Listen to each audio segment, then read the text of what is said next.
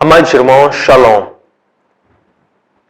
Que a paz, graça, misericórdia, favor e amor de Cristo abunde no coração de cada um de nós.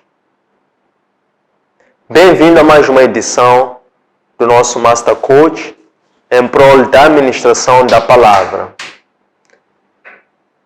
Projeto este que se enquadra na nossa rubrica de coaching espiritual, que é a missão que nós, como uma Igreja de Cristo, estamos a atuar por intermédio da ação missionária do Espírito Santo, que nos capacita em separado e depois nos convence a agir em público, para que desta forma possamos contribuir para a edificação da Igreja. Edificação essa que se encontra ou que ocorre através desta Assembleia, onde havendo um encontro, há também uma partilha ou troca de dons, de talentos, através do convívio, através da troca de experiências, através da troca de vivências, através da principal ação que é a grande resolução que nós temos de poder nos ocuparmos da administração da palavra, como uma forma de contribuir para que o Evangelho possa ser difundido até aos confins do mundo, nesta era que é do Evangelho da Graça. Constitui assim nosso objetivo materializar 4 principais metas. A primeira destas é de apresentar o Espírito Santo como a terceira pessoa da Trindade. Existe um só Deus e esse mesmo Deus, ele se manifesta em 3 pessoas. Deus Pai, Deus Filho, Deus Espírito Santo.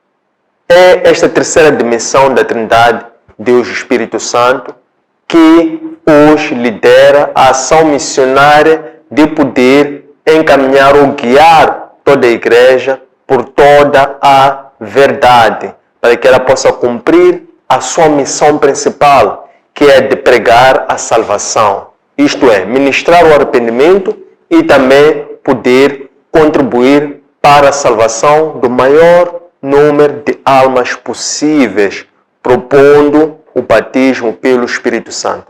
O segundo objetivo é o de estimular a prática contínua da meditação às Escrituras Sagradas, porque as Escrituras Sagradas representam o próprio Deus. As Escrituras Sagradas é a palavra de Deus.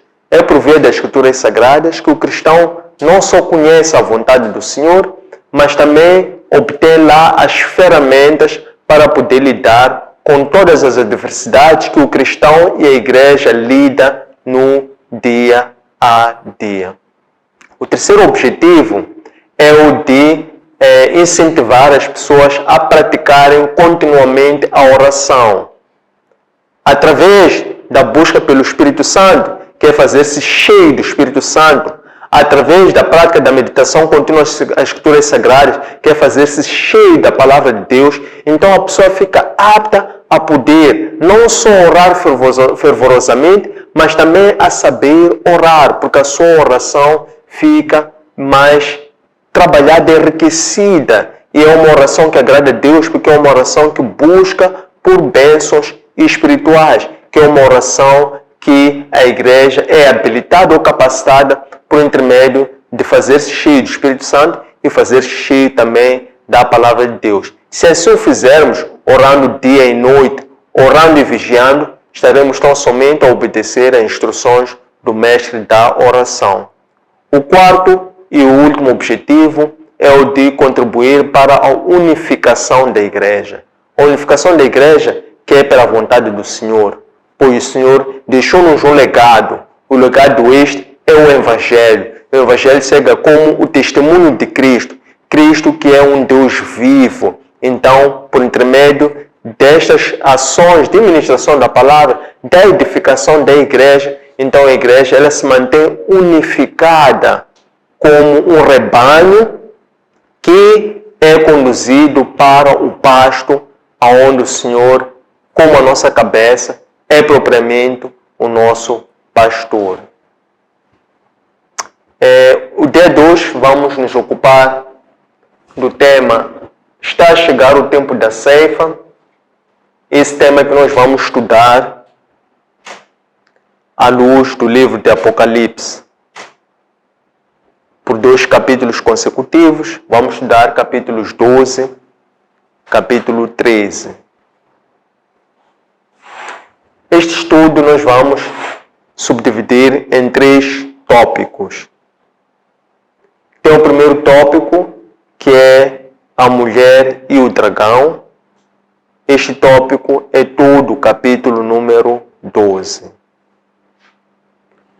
E o segundo e o terceiro tópico, que são designadamente a besta que sobe do mar e a besta que sobe da terra, são tópicos que fazem parte do capítulo 13 do livro de Apocalipse. Na primeira parte, que é a mulher e o dragão, como o próprio nome sugere, o título, a mulher aqui prefigura a igreja. A mulher, conforme nós vamos ter a oportunidade de ver a descrição dessa mesma mulher, é uma mulher que ela apresenta-se grávida e também está com dores de parto e igualmente está com a ânsia de dar à luz. Então, essa mulher, por estas características, faz-nos lembrar a sentença que Deus proferiu no Éden pela rebeldia ou rebelião de Adão e Eva em face da incitação à desobediência movido pela serpente. Então a condenação que Deus deu lá faz precisamente eco às características desta mulher, que esta mulher é a igreja de Cristo. E aquela mulher que está na ânsia de dar à luz, ela está para gerar aquele que é a primícia, ou aquele que é o filho varão dessa mesma mulher, que é Jesus Cristo. E, consequentemente, este dragão é aquela serpente que também conheceu a sua condenação no jardim do Éden pela desobediência de Adão e Eva à lei do Senhor. Então, desde então, esta serpente, ela não se conformou quando ouviu aquela sentença de Deus. Ela continuou, desde aquele momento até esta altura, a procurar formas de impedir com que aquele filho pudesse nascer, pudesse crescer e pudesse fazer outros filhos nascerem e crescerem. Então, é isso que nós vamos ver na primeira parte. O segundo tópico é a descrição de uma besta que representa um dragão, este que tem características de ter 7 cabeças, 10 chifres, que faz nos lembrar a descrição apocalíptica de Daniel. Este vindo do mar, ele veio e com seu poder ele continuou a perseguir cristãos. Depois, a terceira parte vai se referir a uma besta que sobe da terra. Esta besta agora tem 2 chifres. Portanto, é uma besta que representa o anticristo. E esta besta também vai ter poderes de até fazer descer o fogo sobre a terra. Vai enganar muitos homens, mas ela tão somente quer igualmente perseguir os cristãos. E essa besta ela até vai obrigar a que os homens possam se prostrar e até adorar estátuas, e até vai condicionar para que os homens possam ser sinalizados, para que eles possam ser aceitos num sistema. E essa besta, por último, vai ter uma identificação através do número. E é tudo isto, esse simbolismo que nós vamos estudar, vamos aprofundar ao longo do tema de hoje. Antes de entrarmos assim com mais profundidade ao tema de hoje, vamos nos recordar o que é que nós estudamos na aula anterior. Esta aula que nós estudamos, os capítulos número 10 e 11, ela teve como tema chegado o tempo do Evangelho, o tempo do Evangelho.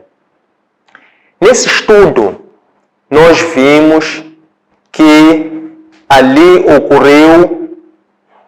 eram ainda os desígnios, eram as repercussões do toque da sétima trombeta. E também, com as repercussões do toque da sétima trombeta, estavam também a decorrer os efeitos do segundo ai. Segundo ai é a segunda lamentação, ou é a segunda dor que foi lançada para a terra por intermédio do toque das trombetas. Então, se por um lado nós temos os desígnios do toque da sexta trombeta, mas os efeitos do segundo ai, depois nós vimos também nesse estudo o toque da sétima trombeta. Propriamente o que nós vimos foi que o apóstolo João, aqui ele descreve a quinta visão que ele teve no estudo anterior, tempo do Evangelho. A quinta visão que ele teve, ele vê um anjo muito forte que descia vestido numa nuvem e assentou o seu pé direito sobre o mar e o seu pé esquerdo sobre a terra. Este anjo trazia um livrinho aberto na sua mão direita. Quando o apóstolo João vê isso, de seguida, ele vê aquele mesmo anjo a bradar. Então, ele quando brada, como um leão que ruge numa selva, fazendo lembrar o leão da tribo de Judá, que é uma referência ao próprio Cristo. De seguida, ele vê acompanhar aquele bradar daquele leão 7 trovões. É quando ele, de seguida, tem a intenção de registrar aquilo. E uma voz lhe diz: não escreva, somente fique atento e memorize, aprenda com o que os 7 trovões estão a anunciar. Então o apóstolo João continua atento. É quando ele vê aquele anjo a estender a sua mão para o alto. E quando estende a sua mão para o alto, ele faz um juramento para aquele que vive pelos séculos dos séculos. Isto é, faz um juramento para Deus, que é aquele que criou os céus, aquele que criou a terra, aquele que criou os mares. E ele, quando faz esse juramento, ele diz: é chegado o tempo. Quando for anunciado a sétima trombeta, então todos os desígnios de Deus serão conhecidos. Depois disto, aquela mesma voz que conduziu o apóstolo João, diz o apóstolo João: vai e toma o livro que está na mão daquele anjo. E o apóstolo João dirige-se para aquele anjo, aproximando-se daquele anjo, diz-lhe: peço-lhe o livro. E o anjo diz-lhe: toma e coma-o. Ao comer esse livro, ele vai ser amargo nas suas entranhas e vai ser doce como mel na sua boca. Então, o apóstolo João obedece como uma forma dele ter aceite uma nova missão, que era a missão de ele continuar a profetizar. O que significa isso? Significa que o apóstolo João foi dado a missão de não só registrar isto que nós estamos aqui a estudar, mas também de inspirar, guiar e instruir a igreja através do trabalho que ele teve juntamente com os outros apóstolos. São chamados pais apostólicos, que tinham o papel de edificar ou de exortar a igreja através das escrituras sagradas. Então, de seguida, aquela voz, o Senhor levanta duas testemunhas. Essas duas testemunhas que foram levantadas com a missão de testemunharem a Deus, testemunharem a Cristo. Essas duas testemunhas que é referência a Elias e a Moisés. E depois nós vimos que aquelas testemunhas testemunharam durante o período de 3 anos e meio.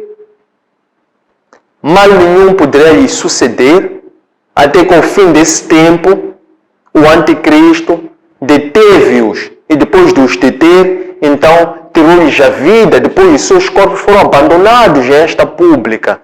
E o povo ficou com a sensação temporária de que era o fim daquelas duas testemunhas. Mas somente aquelas testemunhas, os seus corpos foram abandonados em terra firme durante 3 dias e meio, que é precisamente o tempo que Cristo depois ressuscitou e ascendeu. Depois desses 3 dias e meio, então um sopro, que o Espírito Santo veio e reanimou aquelas duas testemunhas, e elas então foram arrebatadas para o céu juntamente com uma nuvem. E isso causou um grande terror àquele povo que estava a testemunhar isso, a ponto desses mesmo terem sofrido um terremoto. E por intermédio desse terremoto, afetou ou matou 1/10 da terra, destruiu 1/10 parte da terra e matou 7.000 pessoas.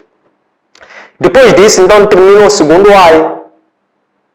Com o encerramento do segundo ai, então começa o toque da 7ª trombeta.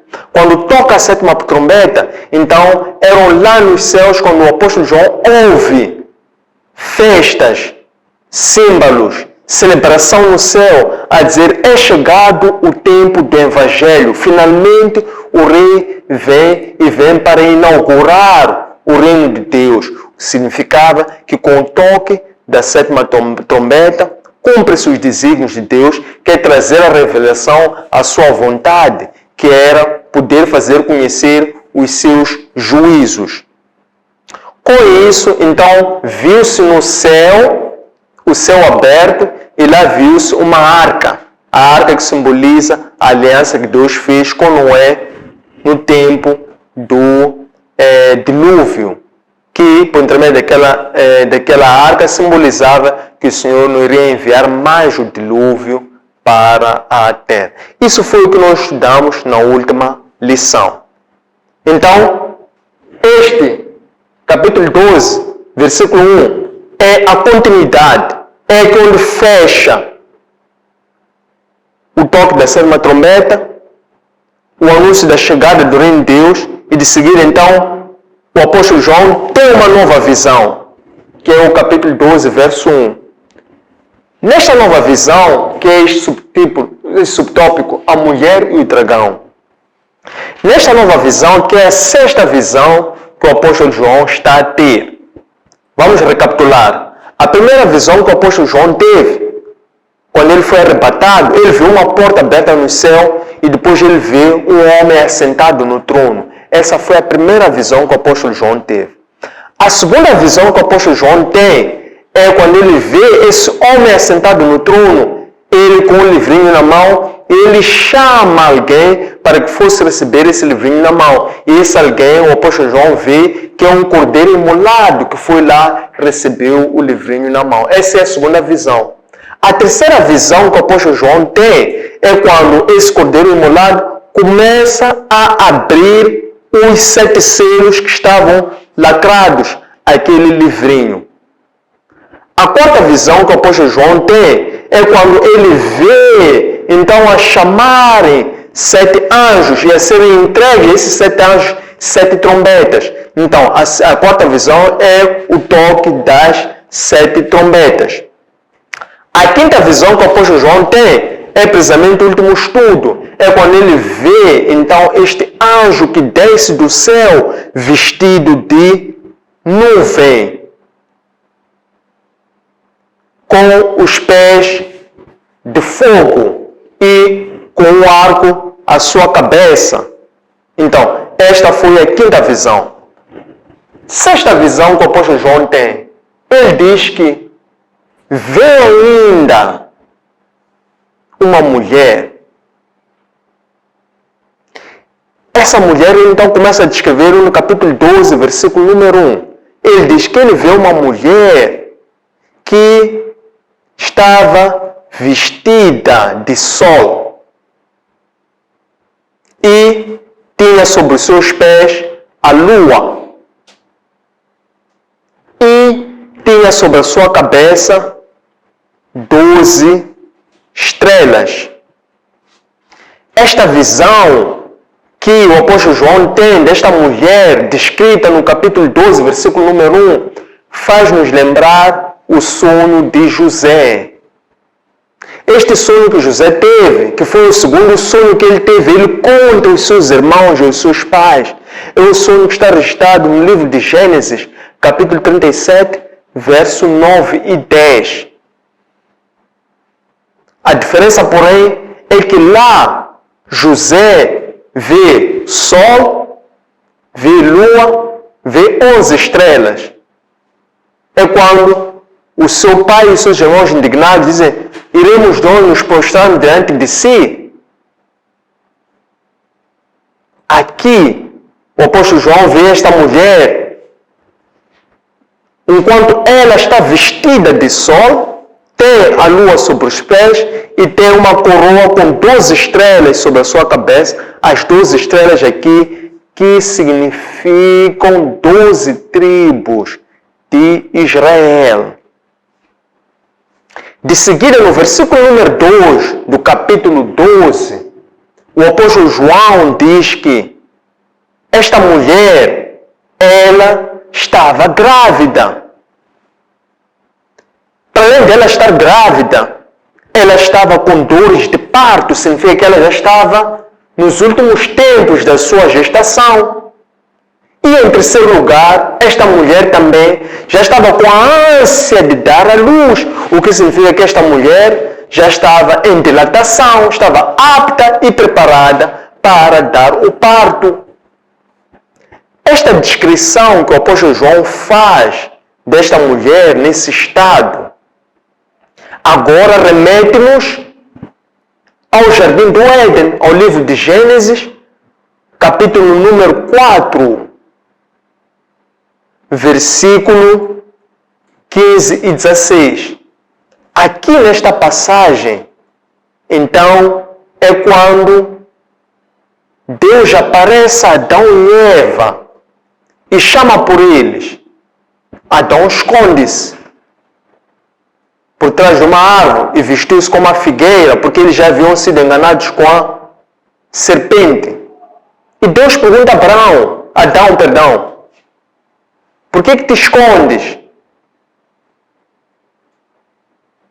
Então, é quando Adão confessa que é por causa da fruta que a Eva deu-me.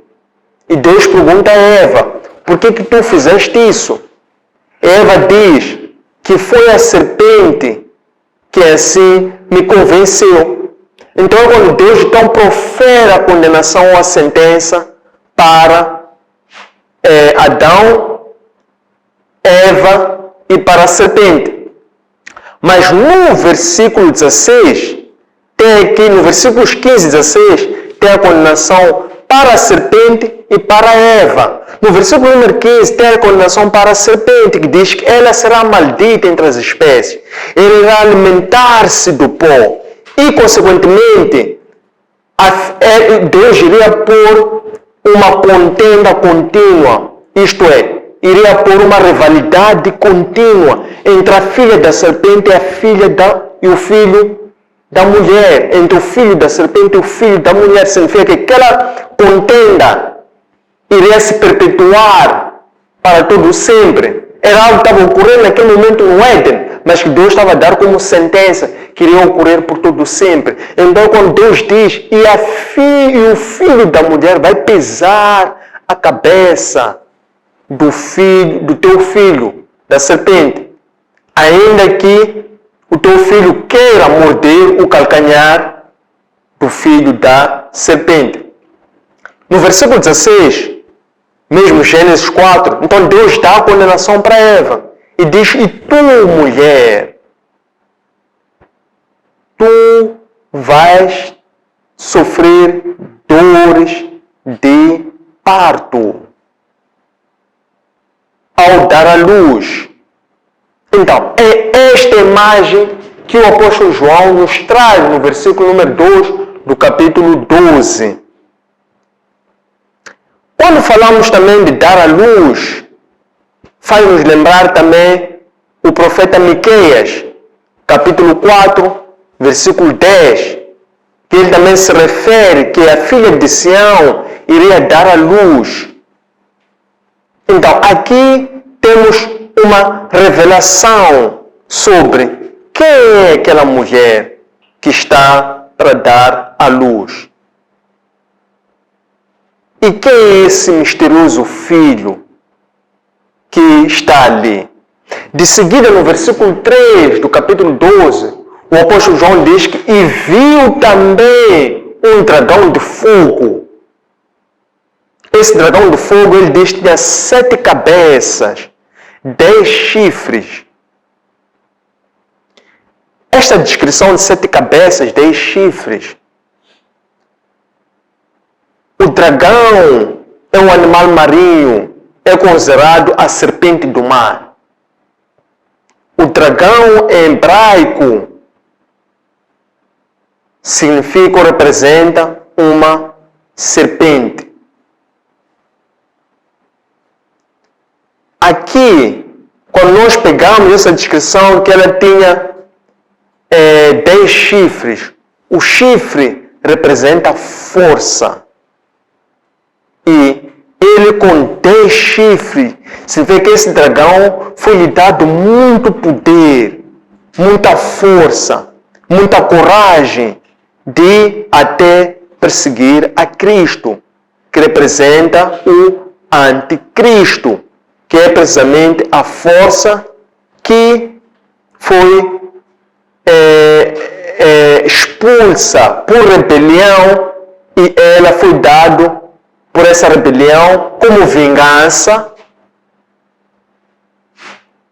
este poder para perseguir o próprio Cristo e também perseguir os seguidores de Cristo, que são os cristãos. Depois disto, então o apóstolo João descreve esse mesmo dragão, isto é, na verdade este dragão diz que este dragão ele arrastou com a sua cauda a terça parte dos anjos.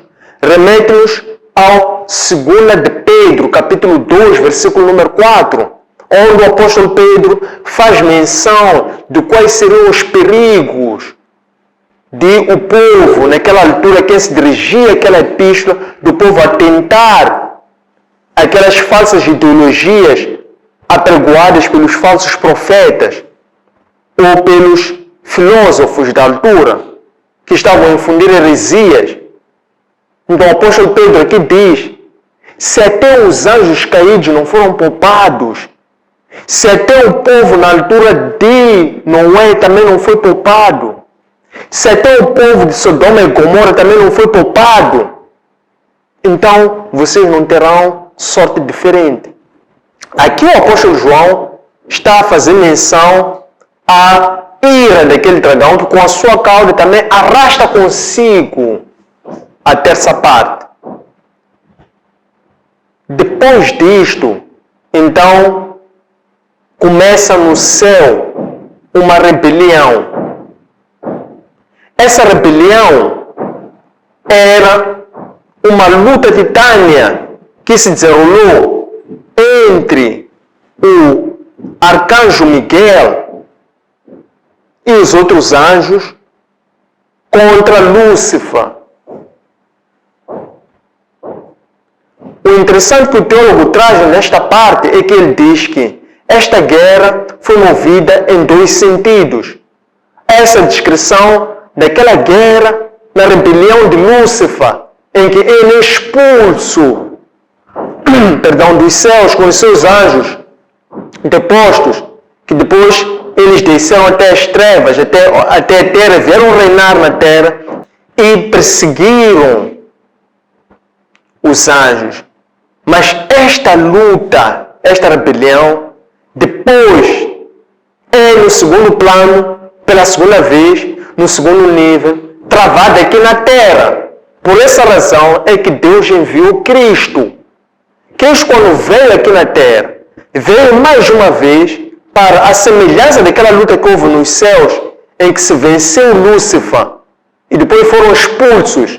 Também Cristo, quando veio aqui para a terra, também lá em Gólgota, vem cumprir aquilo que era a condenação que Deus deu-nos a conhecer em Gênesis capítulo 4, versículo número 15, quando diz que o filho da serpente irá pisar a cabeça, o filho da mulher irá pisar a cabeça do filho da serpente. Então, em Gólgota, Cristo, quando enfrenta a cruz, carrega todas as nossas abominações sobre os seus ombros e é sepultado ali naquela cruz como se fosse um malfeitor. Então, naquele preciso momento, Cristo o que faz? Ele, durante aqueles 3 dias, ele, primeiramente, desce até o abismo e ele vai fazer a sua pregação aos espíritos cativos, que são precisamente estes anjos que haviam sido expulsos. Então Cristo vai lá e anuncia-lhes que ele tenha vencido o pecado, a morte e o inferno. E depois já ascende. Então, é isto que o apóstolo João está a descrever no capítulo 12, versículo número 5 e 6 agora. Então, de seguida ele diz que, após isso, então, aquele dragão vem e se detém, para, em frente daquela mulher que estava a dar à luz. E ele, quando para em frente daquela mulher que estava para dar à luz, ele queria intimidar aquela mulher que estava a dar à luz. Queria arrancar daquela mulher aquele filho que aquela mulher trazia, que era o varão. Por quê? Esse dragão é aquela serpente que lá foi condenada. Mas ela não desistiu. Tampouco ficou na história, não ficou em Gênesis. Ela continuou e viveu até aqui em Apocalipse. Portanto, por todo este percurso, esta serpente perseguiu a Cristo. Como é que perseguiu a Cristo? Perseguiu, martirizou, rejeitou os profetas, que eram os anunciantes de Cristo. E também fez-lo ao próprio Cristo, que foi o primeiro mártir desta era. O mártir dos cristãos, neste caso. Então, este mesmo dragão, detendo-se em frente da mulher, ele queria, então, retirar aquele filho daquela mulher. É quando aquele filho é arrebatado para os céus, que representa o quê? Representa a ascensão de Cristo para os céus. Consequentemente, aqui simboliza então o período em que se instaura a igreja. Quando Cristo ascende, ocorre em Pentecostes a descida do Espírito Santo, que era a promessa de Cristo. Com a descida do Espírito Santo, a promessa de Cristo, então surge a igreja, que são o quê? Que é o Espírito Santo que vem para vivificar, avivar, testemunhar, dar força, poder e conduzir a ação missionária do Espírito Santo aqui na face da terra, que é conduzir todos os santos servos para poderem testemunhar ao Senhor. Então, o que acontece? Cristo arrebatado, que é o Filho arrebatado, nasce a igreja, que é a mulher. A mulher, neste caso, é a mulher com M maiúsculo. Então, aquele dragão vira-se agora para a mulher, já que não conseguiu pegar o filho da mulher. Perdão. E o dragão, então, começa a perseguir aquela mulher. E aquela mulher parte em fuga, foge. E ela, ao fugir da fúria, da perseguição daquele dragão, que é a perseguição da igreja neste caso, ela é conduzida para o deserto. O que representa o deserto? O deserto, mais uma vez, representa a própria mão de Deus, que é a mão que protege a todo aquele que a Ele testemunha. Faz-nos lembrar aqui, então, o livro 1 de Reis, capítulo 17, versos 1 até 5, em que vemos aqui Acabe quando desce, Elias quando desce e vai enfrentar e afrontar Acabe, dizendo que não haverá chuva, a não ser pela minha boca. Então, de seguida, o Espírito Santo, por ver que Elias iria sofrer perseguição por parte de Acabe, então Deus instrui a Elias para que Elias partisse dali e fosse primeiro a Querite, a torrente de Querite, que representa o deserto, porque é um lugar desconhecido. O deserto é um lugar desconhecido, é um lugar inóspito, é um lugar aparentemente perigoso na gíria. Mas, para o povo de Deus, o deserto é o lugar mais seguro, é o lugar onde ocorre a providência divina, é o lugar onde o povo foi protegido por Deus durante 40 anos, quando Faraó persegue ao povo que agora foi liberto por Moisés, é conduzido à terra prometida, atravessando o deserto. É também este deserto que Deus, por intermédio do Espírito Santo, anuncia a Elias para que ele também se separasse. Então Elias primeiro vai à torrente de Querite, depois Elias vai para Sareta. Estamos a falar de lugares desconhecidos, mas Elias primeiro foi alimentado por corvos. Elias foi alimentado por uma viúva pobre, tal como o povo de Deus lá em Êxodo, no deserto, foi alimentado de maná, foi alimentado de água que saía das rochas. Tinha a providência divina, tinha a proteção divina, e também é este lugar que a mulher é conduzida agora que o dragão está a persegui-la. Então o dragão, nesta perseguição, a mulher é-lhe dada 2 asas. E ela então,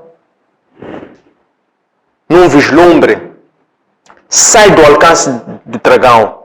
E o dragão então lança um feixe de água para poder alcançar aquela mulher. E a própria terra se encarrega de engolir aquela mesma água.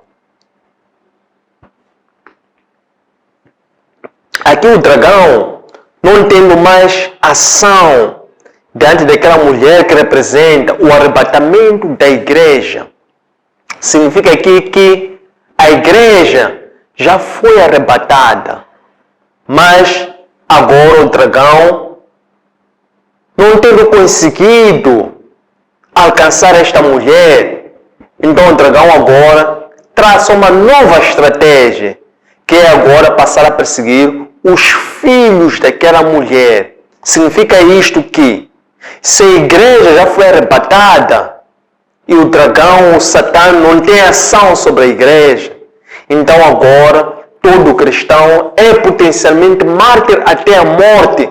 Significa que o dragão irá agora, nesta narração, passar a perseguir a todo cristão, que significa a todos os filhos da mulher.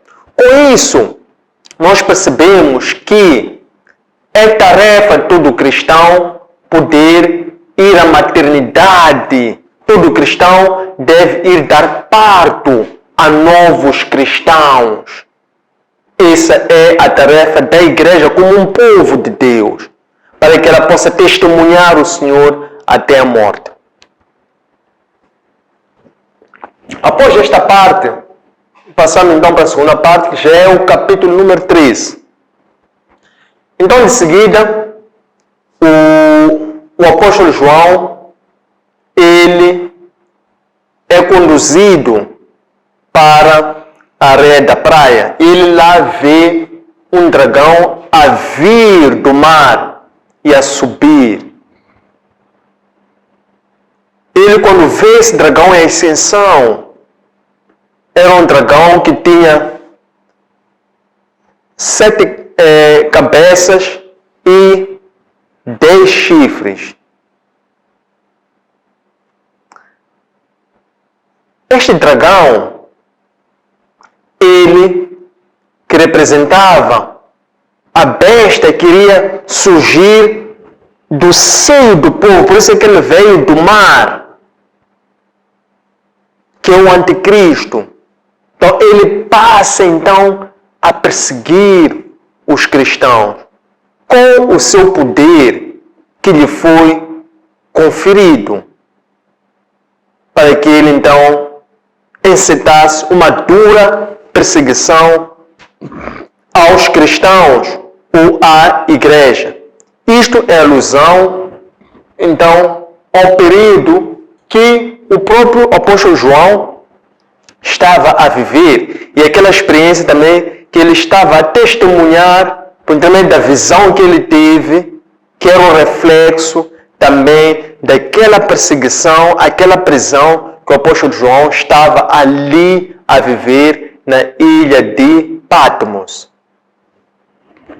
Depois dele ver essa besta que sobe do mar, ele vê ainda uma outra besta. Esta outra besta agora sobe da terra. Essa besta agora tem 2 chifres.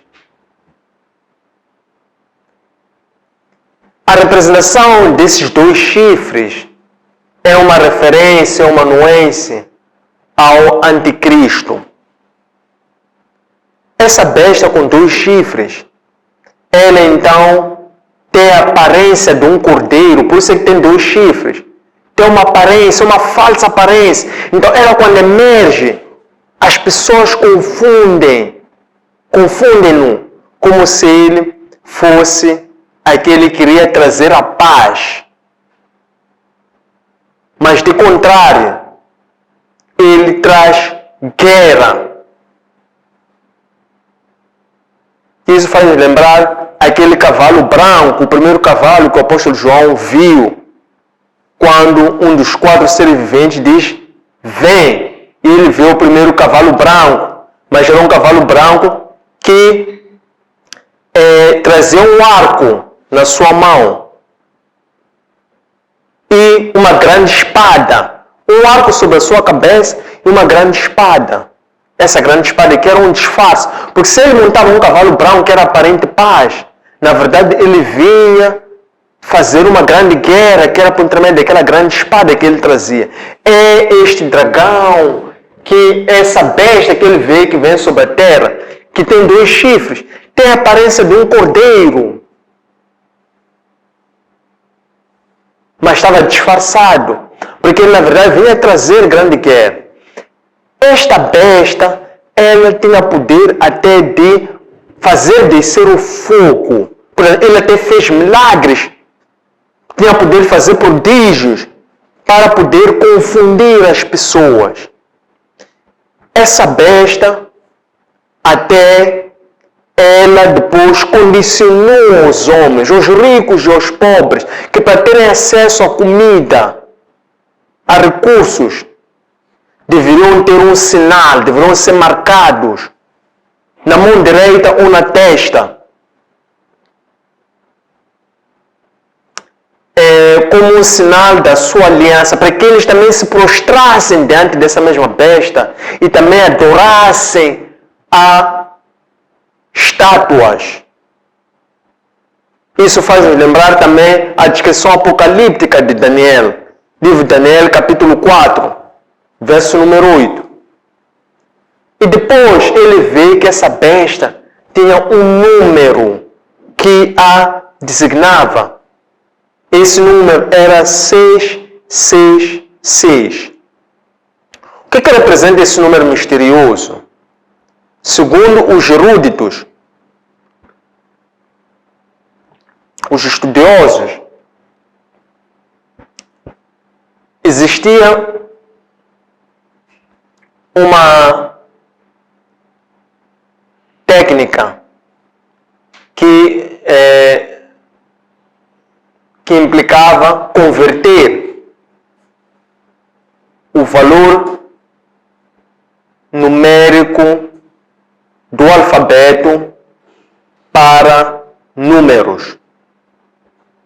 Então, o nome Imperador Nero, em grego, o seu valor numérico translatado em hebraico resultava no número 666. Então,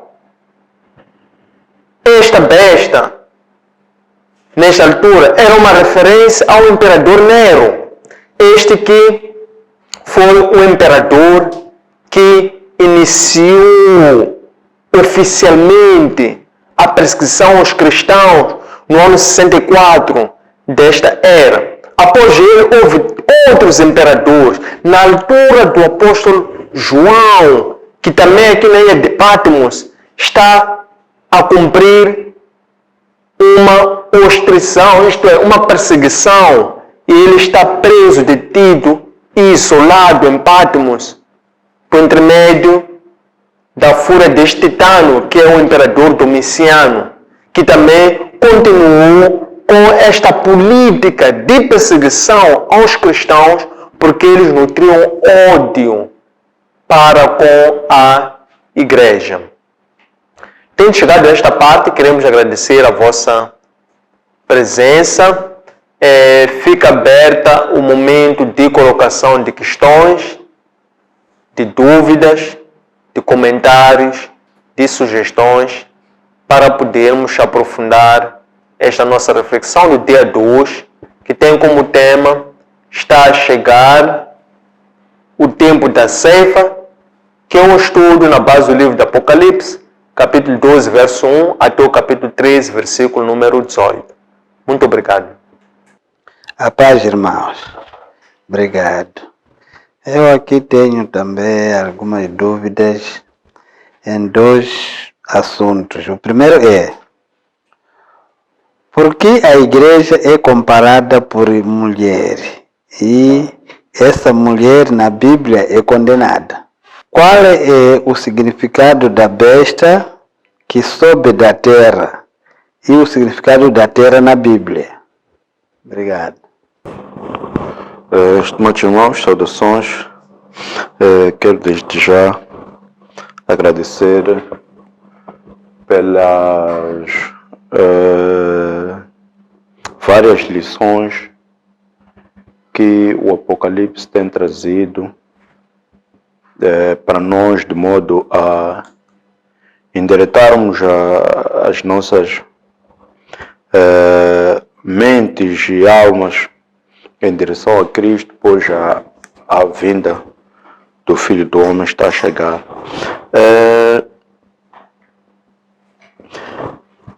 Gostei muito do tema 2, o tempo da ceifa.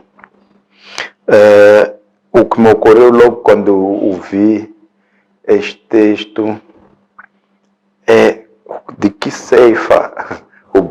o texto bíblico que hoje nos traz, essa é a primeira questão. A palavra de hoje está a falar, ou a tratar. De seguida, a quem é dedicada o tempo da ceifa e quais os requisitos para aceder à ceifa. Continuando, qual é a luz que a Igreja anseia dar nos dias atuais?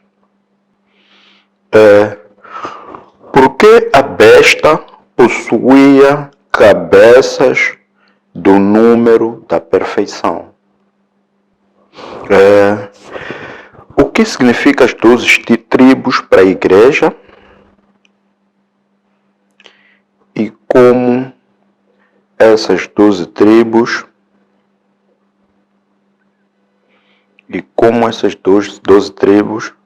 marcaram a Igreja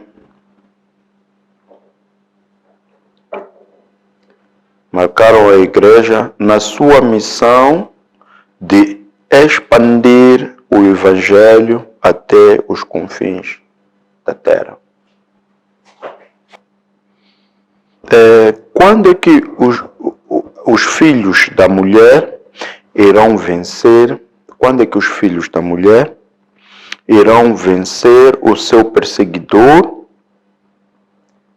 e colher os frutos da sua fé ou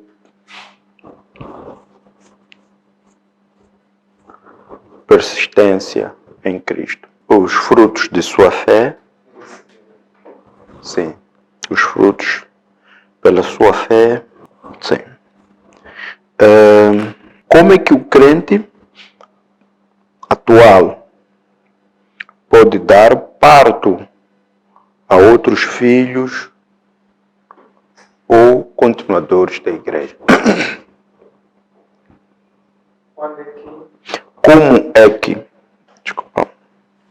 Como é que os crentes dos dias de hoje podem dar parto a outros filhos ou continuadores da Igreja?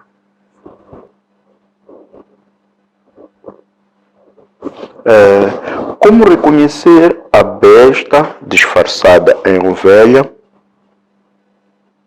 sendo que ele também irá manifestar milagres diante dos homens?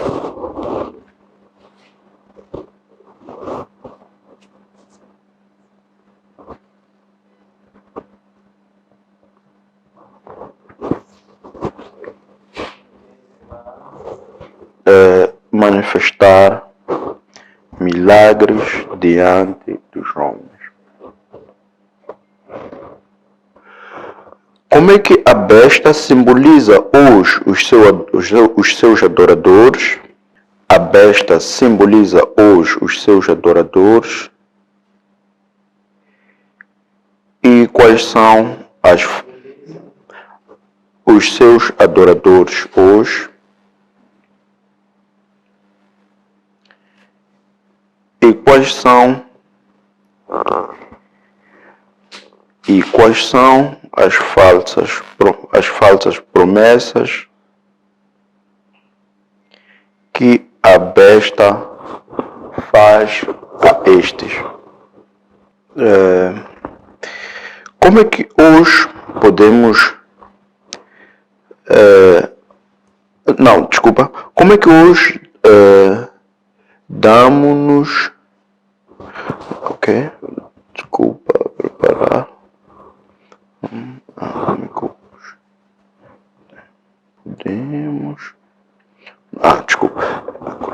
Já formulei. Podemos preparar para enfrentar o anticristo. Como é que hoje podemos nos preparar para enfrentar o anticristo e morrer com a honra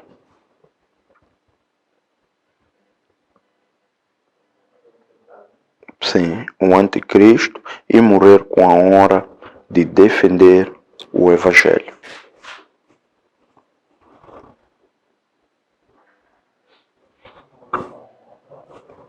De defender o Evangelho.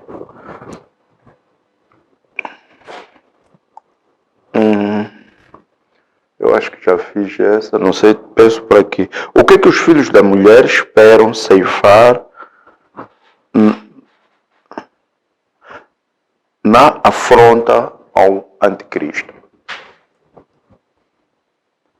Amados irmãos, obrigado por essas questões que foram colocadas para podermos desenvolver essa reflexão do dia de hoje, cujo tema é Está a chegar o tempo da ceifa.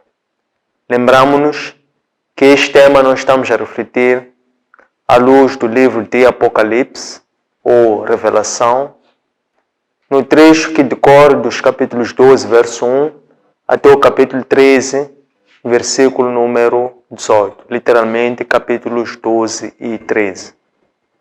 Vamos passar então a responder, a refletir, a trazer respostas, subsídios para podermos expandir a nossa compreensão e entendimento sobre o estudo de hoje. Vou respondê-las em ordem à sua chegada. Começando da primeira, por que a igreja é comparada à mulher que na Bíblia foi condenada? A igreja é comparada à mulher que na Bíblia foi condenada porque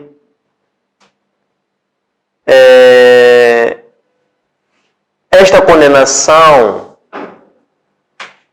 que Deus atribui ou dá a conhecer, que Deus declara ou anuncia no Jardim de Éden, era um pré-anúncio do Evangelho. Isto é, Deus estava a anunciar o Evangelho, estava a anunciar a Cristo. Era a primeira menção que Deus estava a fazer a Cristo.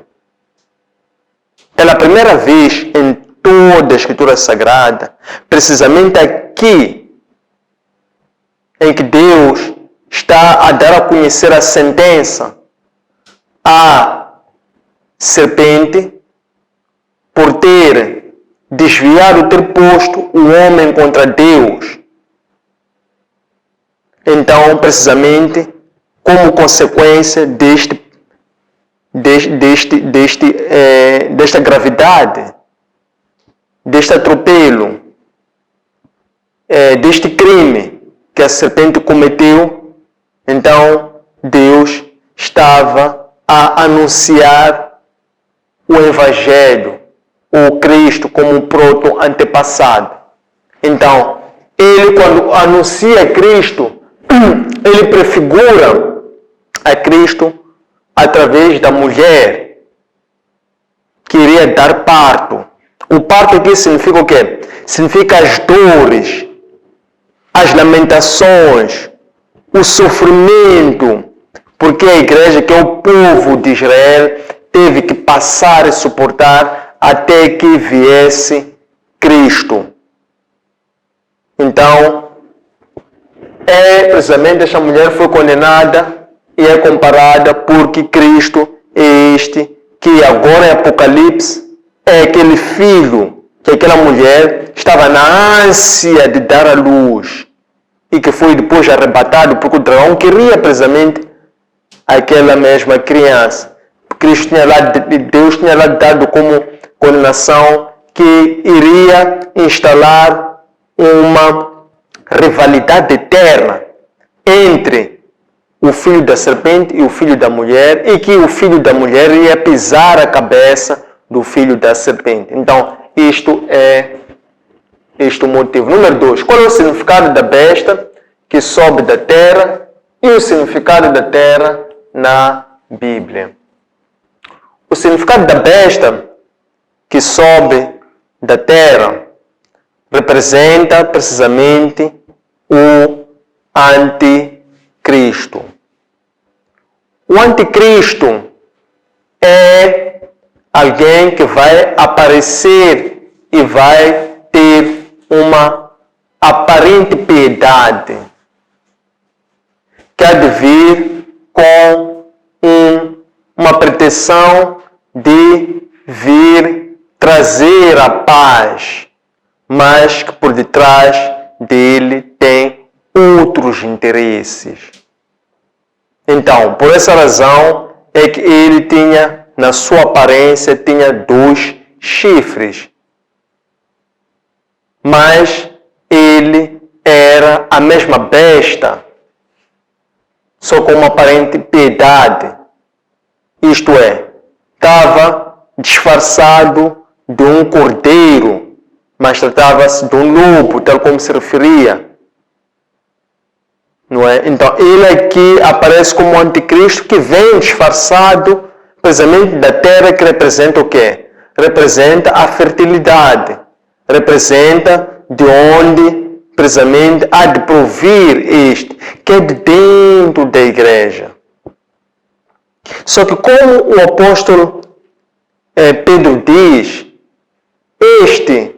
o anticristo, que foi o primeiro que um dos que falou do anticristo, ele referiu-se que este não é dos nossos, porque se ele fosse dos nossos, ele não teria se levantado contra a igreja, mas ele há de vir da igreja. Como? Há de vir com um discurso de paz, que é precisamente aquele cavalo branco e aquele cavaleiro que vinha a montar aquele cavalo branco quando estávamos a ver os 7 selos. No primeiro selo, quando se abre o primeiro selo, então viu-se um cavaleiro a vir que estava a montar um cavalo branco, ele trazia um arco e uma grande espada. Então, é este anticristo que nós nos referimos, que há de vir da terra. Este é que é o significado da terra. Número 3. De que ceifa a palavra de hoje se refere? O tempo da ceifa é o tempo do Evangelho, é o tempo do reino de Deus, é o tempo da igreja. Este tempo que nós vivemos nos dias de hoje, que foi inaugurado com o toque da 7ª trombeta. Quando toca a 7ª trombeta, então, os anjos, já uma grande celebração lá nos céus, não é? Que depois houve aquela manifestação aqui na terra. Quando se abrem os céus, vê-se uma arca, depois vê-se o quê? Trovões, tempestades, vozes. Então, aquela era uma celebração do hino messiânico que fazia menção a Cristo que havia instaurado o seu reino. Então, era uma aclamação ao Deus Pai por ter cumprido a sua promessa, que era o cumprimento da 7ª trombeta, que faz menção ao estabelecimento do reino de Deus, que é este o período da ceifa, que a palavra de hoje faz menção. Número 4. A quem é dedicado o tempo da ceifa? O tempo da ceifa é dedicado aos verdadeiros adoradores, aos santos, àqueles que vão testemunhar o nome de Cristo até ao fim. Quais são os requisitos para aceder à ceifa? Os requisitos para aceder à ceifa é a pessoa estar selada, estar separado, estar convertido e estar cheio do Espírito Santo. Se nós formos ver todos aqueles que testemunharam a Cristo diante de todo tipo de adversidades, esses tinham uma característica específica. Eram homens que estavam cheios do Espírito Santo. Então, o requisito para aceder à ceifa é estar cheio do Espírito Santo, é ser batizado com o Espírito Santo, é fazer-se cheio da palavra de Deus. Isto é que dá a arma e os fundamentos para podermos resistir ou testemunhar diante de tentações, diante de provações e diante de tribulações, que são as perseguições. Número 5. Qual é a luz que a igreja anseia dar nos dias de hoje? Esta luz que é o parto, porque diz que todo cristão está na maternidade em serviço de parto para dar a luz a outros cristãos. Então, essa luz é o Evangelho.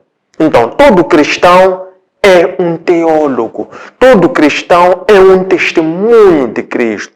Todo cristão hoje é chamado a participar nesta grande ceifa, que é ser um trabalhador da vinha, que é estarem ligados à árvore, serem ramos desta vinha. Então, quando nós somos parte desta mesma vinha, então nós vamos irradiar essa luz que a igreja anseia nos dias de hoje, que é o caminho do Senhor.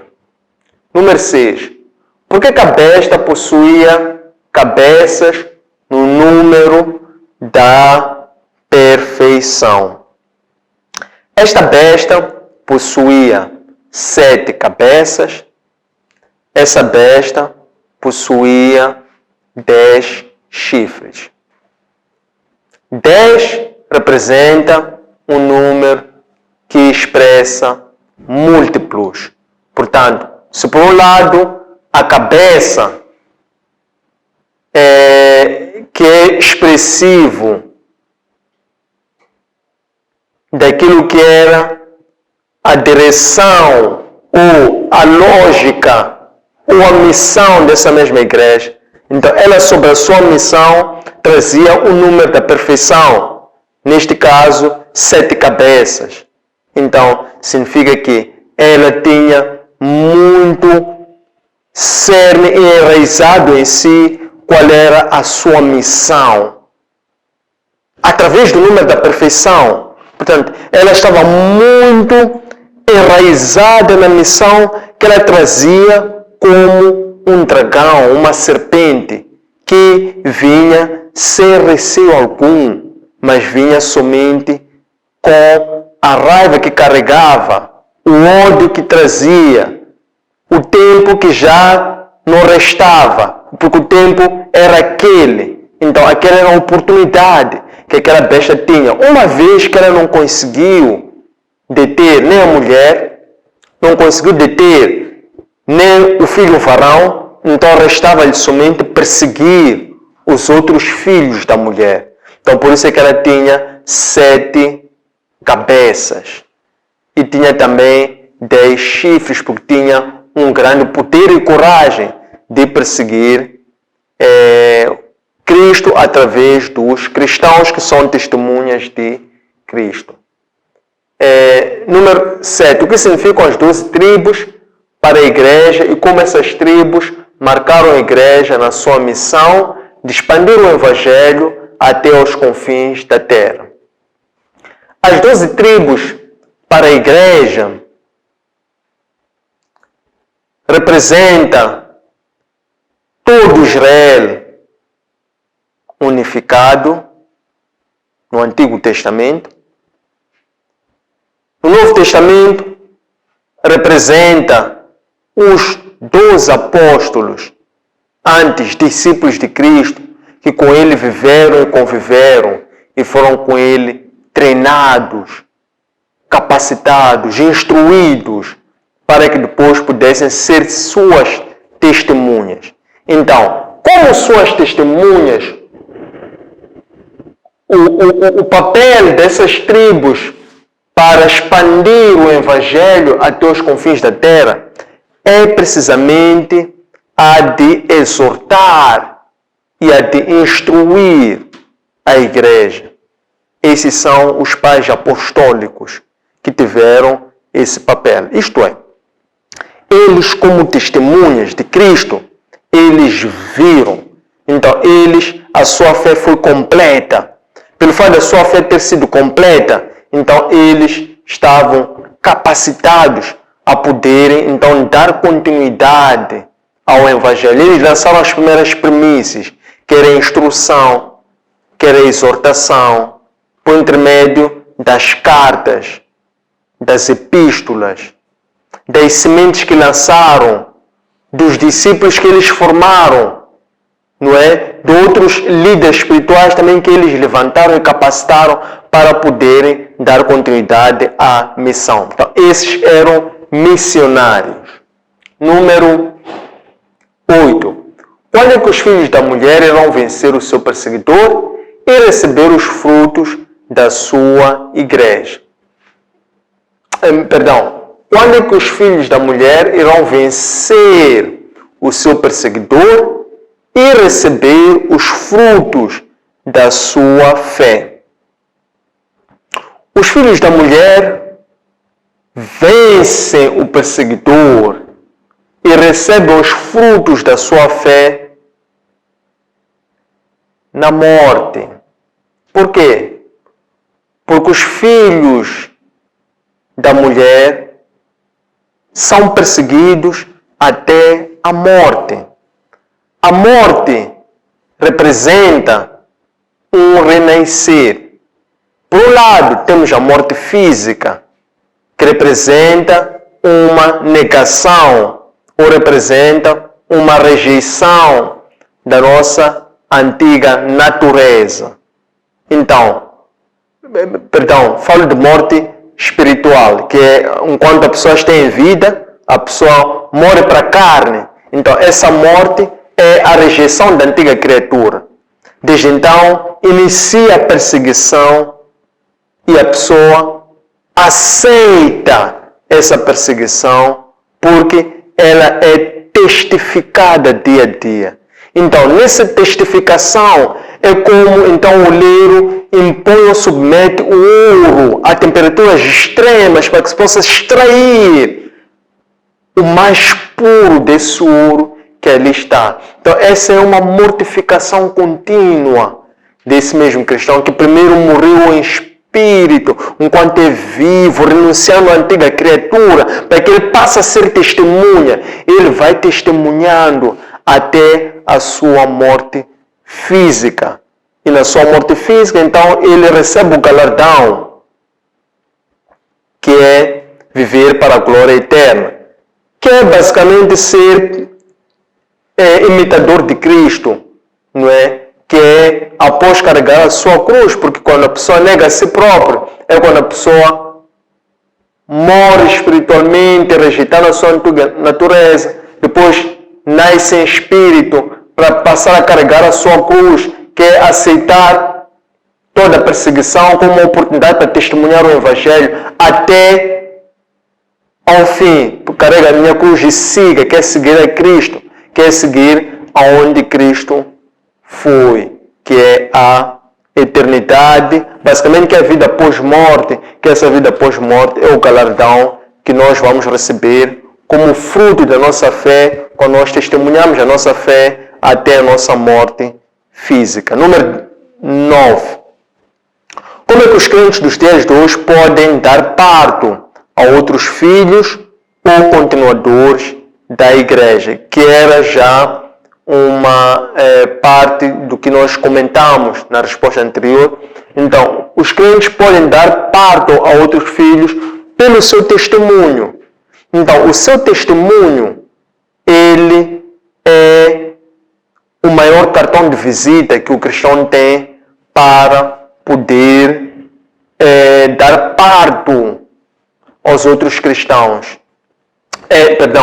Aos outros filhos ou aos outros continuadores. Esse testemunho, que foi aquele testemunho que os primeiros mártires começaram a dar, isto é, quando começa a perseguição da igreja, com a morte de Estevão, então os apóstolos eles se dispersaram. Estão a perceber? Quando eles se dispersam, então eles começaram a ir testemunhar. Enquanto eles iam testemunhar, estavam a difundir o Evangelho, estavam a pregar o Evangelho, estavam a fazer crescer o Evangelho e a salvar almas. Então, assim foi a expansão da igreja e assim é a forma como os continuadores, ou é a forma como os crentes então dão parto a outros continuadores. E uma dessas formas é através da ministração da palavra. Na verdade, a ministração da palavra é uma das principais formas de dar parto a continuadores. Número 10. Como reconhecer a besta disfarçada é a ovelha, sendo que ele irá manifestar milagres diante dos homens. Uma das formas clássicas de poder identificar a besta disfarçada em cordeiro, segundo os evangelhos, é por intermédio dos seus frutos, e isto necessariamente passa por, ainda que ele opere milagres, ele não irá confessar a Cristo. Confessar a Cristo. Confessar a Cristo é atribuir os créditos, as horas, as glórias de todo poder que lhe é atribuído a um reconhecimento tácito. E a pessoa então posiciona-se tão somente como um servo, como um escravo, como um canal, como um instrumento. E é esta humildade que emana do verdadeiro servo. Por essa razão é que, se nós formos olhar para o Evangelho segundo Marcos, capítulo 10, versículos número 36 a 39, aparece ali Tiago e João. E eles dizem a Cristo, porque Cristo acabava de anunciar a sua morte e ressurreição pela terceira vez. Então eles dizem a Cristo, lá onde fores, prepare 2 lugares, um à esquerda, outro à direita. E Cristo lhes pergunta, vocês não sabem o que dizem? Poderão vocês beber o cálice que eu vou beber? Poderão vocês receber o batismo que eu vou beber? Depois Cristo diz, eles dizem que sim, poderemos. Então Cristo diz, até que vocês irão, mas o sentar à esquerda e à direita, isso não sou eu quem pode garantir, somente o Pai. Quando os outros 10 ouvem isso, então eles ficaram com ciúmes, começaram a contendar. Isto é, começaram a criar uma rixa, um mal-estar entre os dois. Então Cristo, quando se apercebe, diz que era o quê? Era uma disputa de poder que eles estavam a ter. Por quê? Privilégios, destaque. Então, Cristo apercebeu-se isso entre os discípulos. O que Cristo diz logo de seguida? É quando ele anuncia a disposição do servo, que aí estamos a perguntar como distinguir, como identificar, como reconhecer a besta disfarçada em ovelha, sendo que ele irá manifestar milagres diante dos homens. É quando Cristo apercebeu-se disso entre os seus próprios discípulos. Ele disse assim, vocês sabem que os governantes dessa nação exercem o seu poder sobre o povo, oprimem as pessoas. Mas entre vós, não seja assim. Quem quiser ser o primeiro, seja servo. Quem quiser ser importante, seja escravo. Façam como o Filho do Homem, que não veio para ser servido, mas veio para dar a sua vida em resgate das pessoas. Então, esta é são os frutos, é o comportamento, é o caráter daquele que é um servo, daquele que é um discípulo. É desta forma que nós podemos ver quem é uma ovelha disfarçada. É quando ele não apresenta este perfil. Número 11. Como é que a besta simboliza ou marca os seus adoradores e quais são as falsas promessas que ele faz a estes? Então, a besta simboliza, marca os seus adoradores, os seus seguidores. No livro do Apocalipse diz que era um sinal a mão direita, ou a fronte, que era a sua testa, que era um selo para identificar a estes. Então, estes hoje são marcados pela besta através do seu proceder. Isto é, sendo pessoas que não carregam os frutos. Então, eles não se fazem simples. O apóstolo Paulo, ele diz que ele tinha o cuidado de pregar o evangelho usando uma linguagem muito simples e compreensível, para que aquele que lhe ouvisse não venerasse a ele por achar que ele tinha sabedoria. Então ele não punha no discurso, quando ele anunciava o evangelho, ele não punha palavras difíceis, complexas.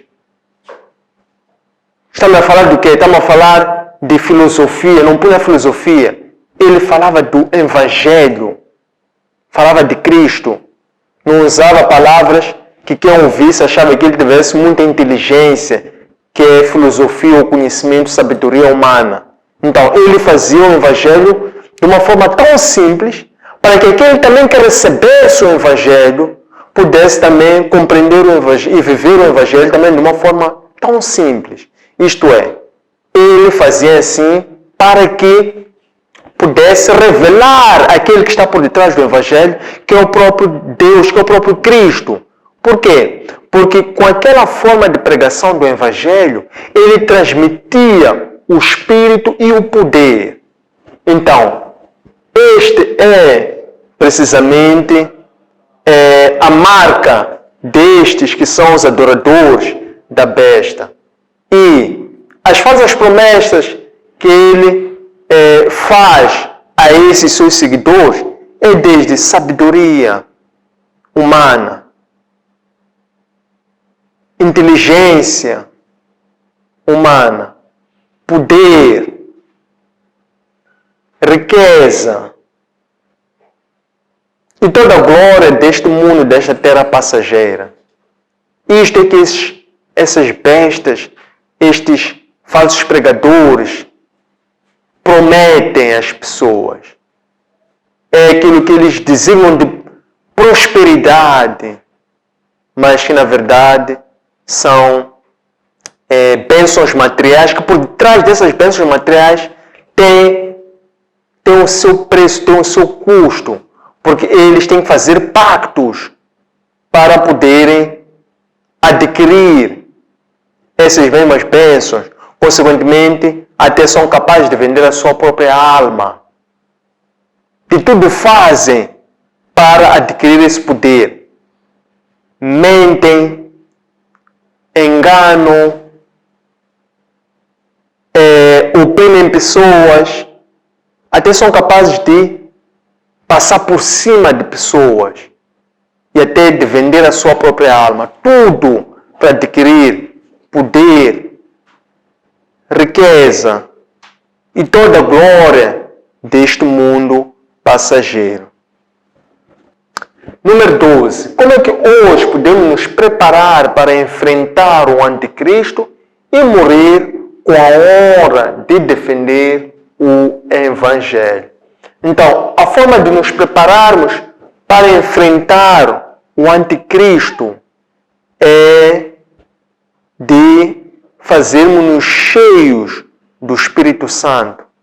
fazermos-nos cheios da palavra de Deus, para que nós possamos não murmurar quando padecermos na carne e também quando padecermos em espírito. De contrário, que esses momentos sejam para honrar, glorificar e louvar a Deus por intermédio do próprio Evangelho, que é a palavra de Deus. Então a palavra de Deus, ela vai nos dar luz, conforto, resposta, resistência, poder, autoridade, resistência, para podermos suportar esses mesmos momentos que vão vir quando nós padecemos na carne, padecemos no espírito, mas percebemos que são oportunidades para podermos pregar o Evangelho. Por isso que o apóstolo Paulo, ele depois até escreveu cartas a partir das suas cadeias, dizer que afinal é por intermédio dessas prisões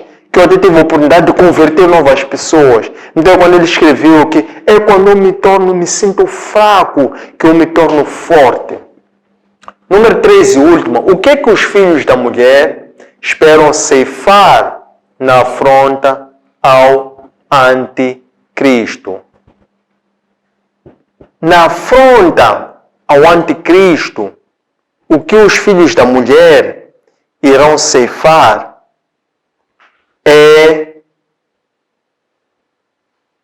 o selo da paternidade divina, é serem herdeiros do reino de Deus, é serem co-herdeiros de Cristo.